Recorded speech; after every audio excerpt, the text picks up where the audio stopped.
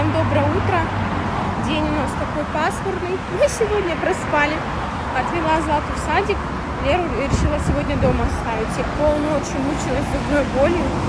Сегодня явно у меня опять не получится сходить в стоматологию. Не знаю. Если что, выпью еще обезболивающего.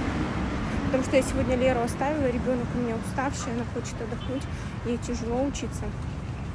Так, она тем более выходные не спала толком. Решила ее оставить на всю неделю у нас.